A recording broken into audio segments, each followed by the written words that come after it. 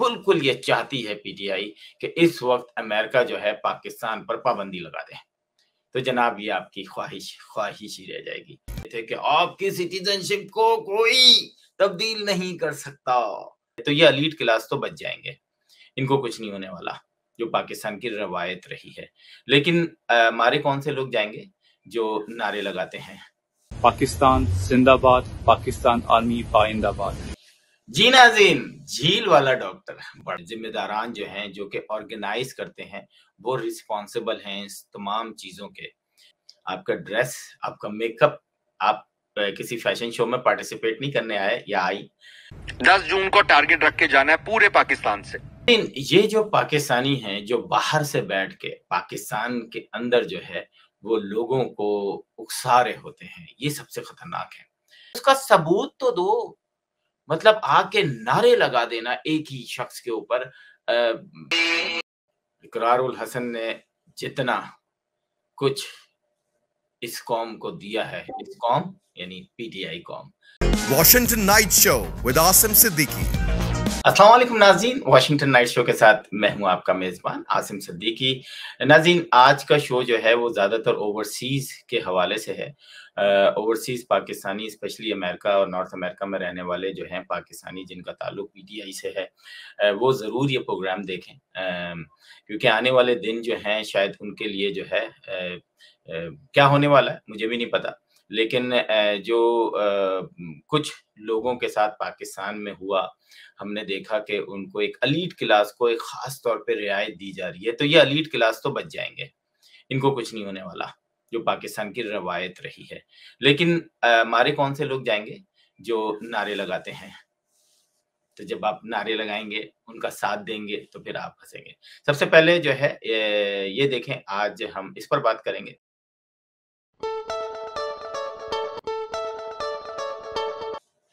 जी, आपने देखा ये वकार खान है, पीटीआई के और खैर इस पे आज बात नहीं करेंगे, फिर कभी। अब जो है इनको कोई कवर करने नहीं आ रहा है, तो इनके लिए प्रॉब्लम हो गई है कि भाई हम तो इतनी आवाज़ उठा रहे हैं, 100-200 लोग, 2-2 बसें जो हैं जमा करके लोग ले जा रहे हैं और लोग हमें कवर ही करने नहीं आ रहे। ओ भाई, आपको कोई कवर करने नहीं आएगा, आप मान लें, क्योंकि जब आप ह्यूमन राइट्स की वायलेशन के खिलाफ जो है वो प्रोटेस्ट कर रहे हों, कभी आपने देखा है आप लोगों को, अपने आप को, कि जब आप किसी के ज़ुल्म पर होने वाले पर प्रोटेस्ट कर रहे हों, तो आपकी बॉडी लैंग्वेज क्या होनी चाहिए?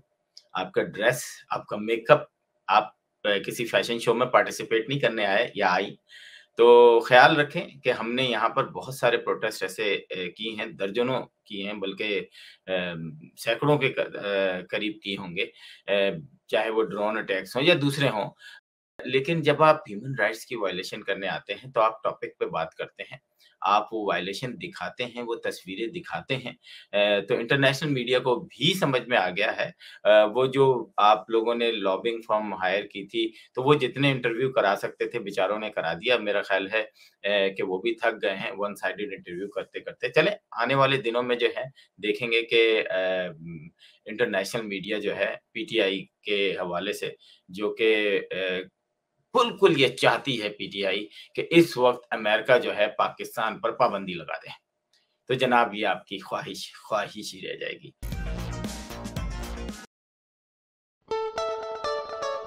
Travel warning. जनाब, अभी आप जलसे में कह रहे थे कि आपकी सिटीजनशिप को कोई तब्दील नहीं कर सकता, कोई कुछ कर नहीं सकता।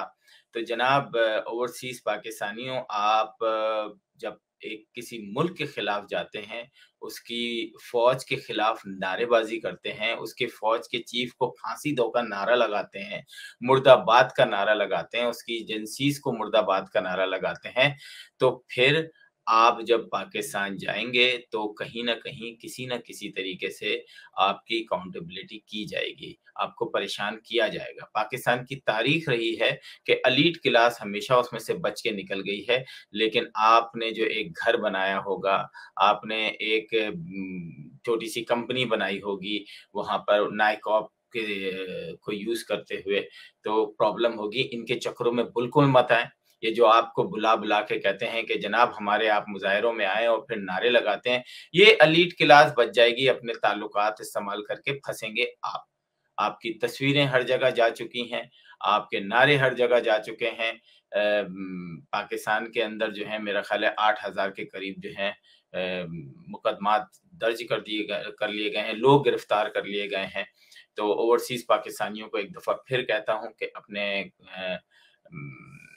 हदूद में रहें, अपने हदूद को क्रॉस मत करें, अपने बच्चों को जो है उनकी तालीम की फ़िक्र करें, ना कि पीटीआई की फ़िक्र करें। पीटीआई ने जो पाकिस्तान को दे दिया है या जो उसके साथ कर दिया है, मेरा नहीं ख़्याल कि पाकिस्तान की तारीख़ में आने वाले दिनों में या जो गुज़र गए हैं, कोई भी जमात इस तरीके का इख़्लाक़ी जनाज़ा निकाल सकती है। Washington night show with Asim Siddiqui.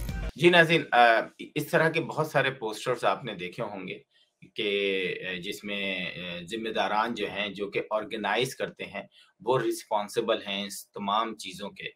तो वो तो रिस्पॉन्सिबल हैं ही, वो नहीं जाएँगे पाकिस्तान, लेकिन आप लोगों ने तो जाना है। तो मैं चाहूँगा और मुझे बड़ी एक खुशी भी हुई है एक तरह से कि बहुत सारे लोगों ने इस चीज़ को समझा है और मैं उन लोगों का शुक्रिया अदा करना चाहता हूँ कि जिन्होंने मुझे मैसेजेस दिए हैं या फ़ोन पे बात की है कि और मेरी हिम्मत को दाद दी है, क्योंकि इससे पहले तमाम अख़बारात जो हैं वो कंप्रोमाइज़ थे, क्योंकि उनके इश्तिहारात बंद हो जाते। सच बोलने की कीमत अदा करनी होती है। तमाम लेपालक सहाफ़ी वो तो उनके साथ ही हैं, वो तो उनकी पॉज़िटिव ख़बरें ही लगा रहे होते हैं, नेगेटिव ख़बरों से दूर रहते हैं, क्योंकि उनको खाने होते हैं। जो कुछ सहाफ़ी हैं जो काम कर रहे हैं अपनी नौइयत में, शायद वो बहुत अच्छा कर रहे होंगे। मेरे यस सच बोलने का नुकसान तो होता है और वो होता है, वो हर दुनिया में हर जगह होता है। लेकिन वक़्त साबित कर देता है कि आप सही हैं या गलत हैं। तो ये जितने भी ऑर्गेनाइज़र्स हैं, शायद ये पाकिस्तान ना जाएँ, लेकिन जो आप लोग जब पाकिस्तान जाएँगे तो प्लीज़ अपना ख़्याल रखिएगा। Have been extremely upset by the events of the past few days, especially the arson of our armed forces installations and Shohada monuments. I myself belong to an army family, having grown up in different cantonments. It is heartbreaking to see all that has transpired. I am also regretful of my own tweet on Twitter, where I tweeted inappropriate remarks about our high command. It was a tweet I did in the heat of the moment, which I deleted within an hour as well. I deeply regret the hurt caused by that insensitive comment and apologize for this. My desire is for all the nation to come together and heal as one as soon as possible. Pakistan Zindabad. Pakistan Army Paindabad. ये Khadija Shah और ये elite class से इनका ताल्लुक है और मुझे तो बड़ा अफ़सोस हुआ, हमने सुना कि शहबाज शरीफ तक ने इनको बचाने की कोशिश की और कहीं न कहीं कामयाब भी हो गए। तो मैंने आपसे कहा था ना कि एलीट जो है वो तो बच के निकल जाएगी, आपका क्या होगा? आप समझते हैं कि आप एलीट हैं? गो अहेड, आप अपना काम जारी रखें। उसको सपोर्ट करें और इनको बाहर निकलवाए। लॉजिस्टिक्स का सबसे बड़ा लॉजिस्टिक्स का मसला होता है पाकिस्तान के अंदर, ठीक है? ऑर्गेनाइजेशन का ये करके एक साथ दिन क्या है 10 जून को क्या हफ्ता, 15 जून को अदालत की छुट्टियां हो जाएंगी। 10 जून को टारगेट रख के जाना है पूरे पाकिस्तान से। लोग कितने? 1 मिलियन का टारगेट है। मिलियन मार्च इस्लामाबाद है। ये पुल ऑफ करना है, किसी भी सूरत में ये पुल ऑफ करना है। कप्तान इमरान खान क्या कर रहे होंगे? वो घर में बैठे होंगे ज़मान पार्क में। नाज़रीन, ये जो पाकिस्तानी हैं जो बाहर से बैठ के पाकिस्तान के अंदर जो है वो लोगों को उकसा रहे होते हैं, ये सबसे खतरनाक है। आपने देखा ये 7-7 हज़ार लोगों को लेके बैठे होते हैं और आदिल राजा जैसे लोग जो हैं वो जिस तरीके से पाकिस्तान के बखी उखड़ रहे होते हैं और उनको सुनने वालों पर भी मेरा ख़्याल है कि सलाम है कि वो उनको सुनते भी हैं और यहाँ पे कुछ भागकर वहाँ से जो जर्नलिस्ट आए जिनको अपनी मौत का खौफ था और वो वहाँ से आ गए, बच गए, लेकिन उन्होंने अभी अपनी बकवास जो है ना बंद करना मुनासिब नहीं समझा और वो आदिल राजा को कोट करते हैं। मुईद पीरज़ादा की बात कर रहा हूँ। ये मुईद पीरज़ादा जैसे लोग जो हैं जो कि आदिल राजा के बहुत फैन हैं। ला हौल वला कुव्वत यार। मुईद पीरज़ादा आपने पीएचडी की, आप मैट्रिक ही रहते तो मेरा ख्याल है ज़्यादा अच्छा था।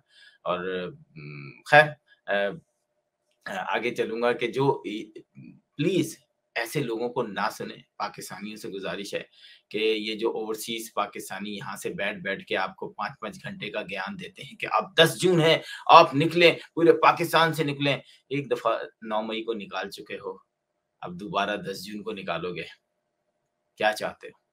अस्सलाम वालेकुम पाकिस्तानियों, मेरा नाम डॉक्टर इमरान है। मैं अमेरिका में फिजिशियन हूँ।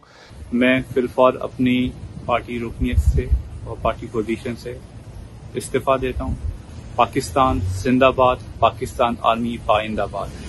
जी नाज़रीन, झील वाला डॉक्टर बड़ा मशहूर हुआ था भाई, बहुत मशहूर हुआ था। देखें, मैंने कहा था ना, एक व्हाट्सएप ग्रुप में मैंने कहा था कब आने वाली हैं ये खबरें कि यहाँ अमेरिका में बैठे हुए लोग कहेंगे कि जनाब हमारा इस पार्टी से कोई ताल्लुक नहीं है, और वो सुरखरू हो जाएंगे और दोबारा शायद वैसे ही हो जाए। तो डरें उस वक्त से, क्योंकि आपने एक रॉन्ग नंबर चुना था। ये मान लें कि एक रॉन्ग नंबर था। मैं वो गंदी वीडियो यहाँ शेयर नहीं करूंगा, बिल्कुल नहीं करूंगा। बहुत सारी वीडियोस मुझे भेज देते हैं लोग कि जी आसिम साहब ये चलाएं, अमेरिका में तो कोई पाबंदी नहीं, यहाँ पे पाबंदी है। एक इखलाकी पाबंदियां तो होती है ना, तो बराए मेहरबानी ख्याल करें, झील वाला डॉक्टर भी चेंज हो गए। फवाद चौधरी की जो अहलिया है वो बहुत परेशान थी। उनकी 2 छोटी बच्चियां हैं जो ट्विन डॉटर्स हैं, और अपने फैमिली सर्कल में, मेरे से बात उनकी नहीं हुई, लेकिन अपने फैमिली सर्कल में जहां से मुझे ये पता चला था 3-4 दिन पहले कि वो ये कह रही हैं कि हमारी बहुत हो गई है छोटी बच्चियों के साथ, हम ये लड़ाई नहीं लड़ सकते, और मैंने फवाद को ये कह दिया है कि तुम्हें इस सारे प्रोसेस को रोकना पड़ेगा वरना मैं तुमसे अलग हो जाऊंगी, वगैरह वगैरह वगैरह। ये एक फैमिली सर्कल में कहानी चल रही थी। जैसा कि मैंने कहा, मुझसे डायरेक्टली बात नहीं उनकी हुई। इस शख्स से बच कर रहे। ये शख्स वो नफरत फैला रहा है, जिस दिन से आया है किसी और के पैसे पे जी रहा है।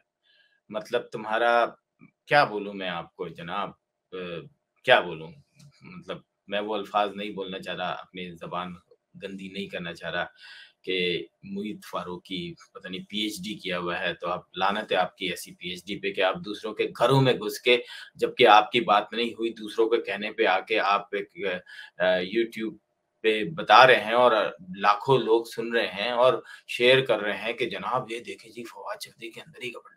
यार शर्म आनी चाहिए आपको। तो मुईद फारूकी साहब, खैर आपकी औकात तो सबको पता चली गई है, थोड़े दिनों में और पता चल जाएगी, क्योंकि बहुत सारे लोग आए जिनके मिलियंस ऑफ फॉलोअर्स से आज वो कहाँ पर हैं। तो ये मकाफात अमल है। याद रखें, जब दूसरों पे कीचड़ उछालोगे तो फिर आप कैसे साफ रह सकते हो।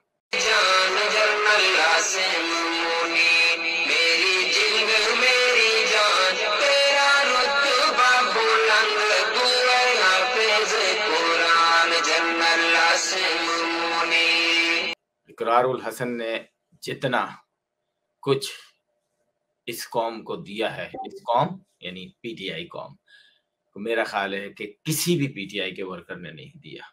इसने वो नगमे जो कि नूर जहां ने पाक फौज को दिए थे, इन्होंने जो है पीटीआई को दिए हैं, और इनके नगमे मशहूर थे मकाफात अमल। आप मजाक उड़ा रहे थे कुछ अर्से पहले बिलावल भुट्टो का, आज आप देखें आपकी हरकतें। ये अल्लाह की लाठी है, जब पड़ती है तो बड़ी जोर से पड़ती है। Next stop, Adiala. रोक सको तो रोक लो, तब्दीली आई रे। मैं पाकिस्तान तहरीके इंसाफ से मुस्ताफी होता हूँ। मुझसे तहरीके इंसाफ छुड़ाना चाहते हो, खुदा की कसम इस माथे पे गोली मार दो। तहरीके इंसाफ में जो मेरा ओहदा है सिंध की सदारत का, सब जी नाज़रीन, अली जैदी साहब, क्या था वक्त जब आगे पीछे 20-20 गाड़ियां पुलिस की चलती थी, गाड़ी का दरवाजा कोई और खोलता था। आज क्या है? तो ये है मकाफात अमल, कि कल अगर तुमने सही किया होता, एक आदमी के आगे एक आदमी की इबादत न की होती, नाउज़ुबिल्लाह, हमने नाउज़ुबिल्लाह एक नबी का दर्जा हम देने लगे थे। एक बच्चे ने जब कुछ कहा तो स्टेज पे बैठे हुए, बच्चा तो मासूम है, वो तो कुछ भी कह सकता है, आपने तालियां बजाई थी। ऊपर वाले की जात जो है ना, जब जोश में आती है ना, तो फिर ऐसे ही होता है कि बड़े बड़े लोग जो है ना जमीन दोस्त होते नजर आते हैं। तो तौबा कीजिए और पाकिस्तान के लिए जो है दुआ कीजिए। जी नाज़रीन, ऐसी बहुत सारी स्टोरीज मेरे पास हैं। आप ट्विटर पे, फेसबुक पे, यूट्यूब पे देख रहे होंगे कि लोग अपनी वफादारियां कैसे चेंज कर रहे कर रहे हैं। एक्चुअली ये वफादारियां नहीं है, ये वफादारियां जब इमरान खान खुश हो रहे थे कि हमने 1 विकेट गिराई, आज हमने 2 विकेट गिराई, कल हम 3 विकेट गिराएंगे, तो ये सब लोग मुख्तलिफ पार्टी छोड़ के पीटीआई में जा रहे थे। और पीटीआई के जो सही कारकुन थे, जो कि सही और गलत का शायद समझ रखते थे, उनको किनारा कर दिया गया था। जैसे फौजिया कसूरी जैसे लोगों को मैं समझता हूँ उनके लिए बड़ी ब्लेसिंग है कि वो उस वक्त पीटीआई से सिर्फ अलग ही नहीं हुई, बल्कि पीटीआई वालों ने जो उनका हाल किया, तो उसी वक्त उनको अंदाजा हो गया कि उन्होंने पार्टी छोड़ने का फैसला सही किया। मैं वाशिंगटन में रहते हुए जितने भी धरने हुए इनके, गंदी गालियां, मुर्दाबाद के नारों के अलावा कुछ नहीं था। इसके अलावा चंद लोग, पूरे अमेरिका में चंद लोग जो हैं, वो आप कह लें कि 50 ऐसे लोग थे, जो कि 50 भी बहुत ज्यादा मैंने कह दिए, जो कि आपको नजर आएंगे। अब्दुल्ला रियाड़, ये वो शख्स है जो बिहाइंड द सीन रह के सारे गेम खेलता है और अपने ऊपर आंच नहीं आने देता। तो अब्दुल्ला रियाड़ साहब, आपकी भी बारी आएगी, आपकी भी बारी आएगी। वाशिंगटन में जिस तरीके से पीटीआई को वाशिंगटन, वर्जीनिया, मेरीलैंड और डीसी में जिस तरीके से प्रमोट किया गया, ग्रुप बने, मैं उसकी स्टोरी कभी सुनाऊंगा। मुझे बहुत कुछ पता है, लेकिन अभी कुछ चीजें आड़े आती हैं तो मैं वो नहीं सुना सकता। लेकिन मुझे इतना कुछ मालूम है कि जिस दिन मैंने बताना शुरू कर दिया तो इन लोगों के पोल खुलेंगे कि ये बनी कैसे, किस तरह वोटिंग होती थी, किस तरह वोटिंग में धांधलियां होती थी, किस तरह 30-30, 40-40 हजार डॉलर खर्च किए जाते थे लोगों के $60 देने के चक्कर में। जब हमने पूछा कि ये $60 गए कहाँ हैं, तो उसका भी जवाब नहीं मिला। तो ये सब तो जवाब देने पड़ेंगे। लेकिन पाकिस्तान के अंदर जो हो रहा है पीटीआई के साथ, मेरा ख्याल है 9 मई के बाद तो ये एक्सपोज हो गई है। और हमारे इमरान खान साहब अभी भी इसको मानने को तैयार नहीं है। वो अभी भी कहते हैं मेरे लोग नहीं हैं। मुझे हैरत होती है, मतलब जो मर गए वो उनके लोग हैं, जो जेलों में हैं वो उनके लोग नहीं हैं। तो शर्म आनी चाहिए इमरान खान साहब, आपको शर्म आनी चाहिए कि आप जो है उन लोगों के लिए, इससे अच्छा तो दूसरी पार्टीज हैं, जब भी उन पे मुसीबत हुई उन्होंने लॉयर्स की एक पूरी टीम बनाई और अपने लोगों का दिफा किया, उनको बचा के लेकर आए। ठीक है, आप सजा में कंप्रोमाइज तो होती है ना, कि ठीक है जी आपको 5 साल की सजा हो रही है, अगर आपने अच्छा लॉयर किया तो हो सकता है वो सजा 1 साल की हो जाए, लेकिन आपने भरे मजदार में अपने लोगों को ऐसे छोड़ दिया लावारिस। तो नाज़रीन, आज का प्रोग्राम ओवरसीज के हवाले से था। एक दफा फिर कहूंगा, ओवरसीज पाकिस्तानी अपने अंदर अपने लोगों को पहचानो, नफरत ना करो, एक दूसरे से नफरत ना करो। अगर तुम्हें लगता है कि पाकिस्तान के अंदर ह्यूमन राइट्स की वायलेशन हो रही है तो आप फैशन शो में ना जाओ, वहाँ लोग थोड़ी सी मेहनत करो, इंटरनेट पे रिसर्च करो, लोगों से हेल्प लो कि जनाब कहाँ कहाँ पीटीआई के लोगों को जबरदस्ती की जा रही है, उनको एक फोन पे जो है मैसेज आ जाता है, वो पढ़ के सुनाया जाता है, उनके कारोबार को तबाह किया जा रहा है, उनकी बहन बेटियों को वो किया जा रहा है, लेकिन उसका सबूत तो दो। मतलब आके नारे लगा देना एक ही शख्स के ऊपर, मेरा नहीं ख्याल कि ये अक्लमंदी है। तो एक दफा फिर सोचिएगा कि जब भी आप जाएं तो अपने सबूत अपने साथ लेके जाएं। आपको इंटरनेशनल मीडिया क्यों नहीं कवर कर रहा? क्योंकि इंटरनेशनल मीडिया को पता चल गया है कि आप एक ऐसी कौम है, और ये पाकिस्तान के अंदर नहीं, दुनिया के बहुत सारे ममालिक में ऐसी कौमें आई, और मैं समझ रहा हूँ कि अल्लाह का शुक्र है कि हमें 3.5 साल के अंदर ही पता चल गया और आप हट गए, वरना पता नहीं इस मुल्क के साथ क्या होता। आने वाले दिनों में जो है वो इराक ना बन जाता। इराक में भी तो यही था ना कि जब आपने फौज के खिलाफ खड़े हो गए तो फिर क्या हुआ। खैर छोड़ें, फिर कभी बात करेंगे। और आसिम सिद्दीकी को इजाजत दीजिए। जी नाज़रीन, आज तक के लिए बस इतना ही। आसिम सिद्दीकी को इजाजत दीजिए। अगले प्रोग्राम तक के लिए खुदा हाफिज।